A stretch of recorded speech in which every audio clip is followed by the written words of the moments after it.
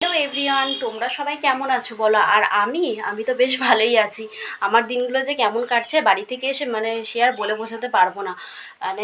নিচে তো আমার বেডরুম আর ওপরে রান্নাঘর, এক কথায় যাকে বলে চাষ এক জায়গায় বাস আরেক জায়গায়। তো মেয়েদের তো সারা জীবন ম্যাক্সিমাম দিনটাই রান্নাঘরেই কেটে যায়, আর সারা জীবনটা রান্নাঘরেই কেটে যায় বেশিরভাগই। তো দেখো, আজকে আমি সকালবেলা সুজি আর মুড়ি কোনো রকম করে খেতে পেরেছি। আর ওকেও অফিসে দিয়ে দিয়েছি যে তুমি খেয়ে যাও, ও খেয়ে চলে গেছে। আর এখানে দেখো রান্না বসিয়েছি, ডিমের তরকারি করছে আর কি। দেখো, মুসুরির ডাল, একটু ফুলকপি আলু দিয়ে।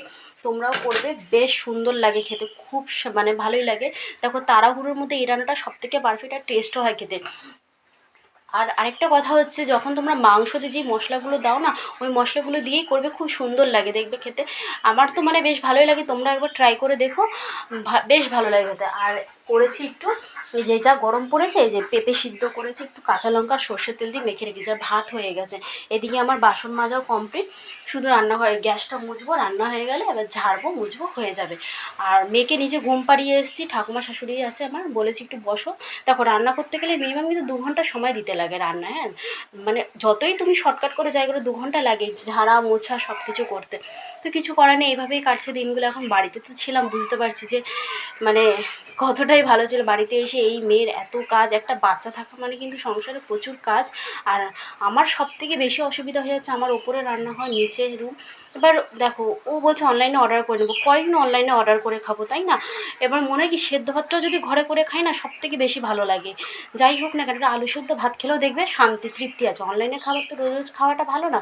ওকে বলি, যেদিন পারবো না সেদিন তুমি করে এনে দিও। কারণ আমার মেয়ে তো এখন খুবই ছোটো, আর সবসময় তো ওকে আর কি ওরমভাবে রাখা যায় না। দিন দিন বড় হচ্ছে, তো আমাকে চিনছে, এখনও কারো কাছে থাকতেও চাইছে না। কারণ আমার সব থেকে আরেকটা কথা হলো যে আমার তো যখন রান্নাঘরটা হয়েছে, আমি তারপর তো প্রেগনেন্ট হয়ে গেছি, বাড়ি চলে গেছিলাম। তো বাড়ি গিয়ে যাওয়ার পর তো আর রান্নাঘরে লাইন টাইন করা হয়নি, শুধু এই দেখো একটা টিউবলাইট জ্বলছে, জলে, আর কিছুই না, পাখা টাকা কিছুই নেই। আর এই গরমে আমি এরকম 1.5 বছর রান্না করেছি, তোমাদের সবটাই বলবো আস্তে আস্তে। আর এই দেখো, ফ্রিজের লাইনটা করা হয়নি, মিস্ত্রিকে ডাকা হয়েছে, উনি সোমবারে করে দেবে কাজ। ফ্রিজের লাইন টাইন সব নিয়ে নেবো যখন, তখন দুবেলা রান্না করে একেবারে ফ্রিজে রেখে দেবো, তখন আর কোনো কষ্ট হবে না, আমার অসুবিধাই হবে না।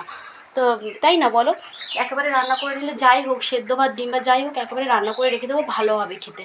তো এইভাবেই আমার কাটছে দিনগুলো, কি বলবো আর। তো চলো, ভিডিওটা ভালো লাগলে একটু কমেন্ট করো, শেয়ার করে দিও। টাটা।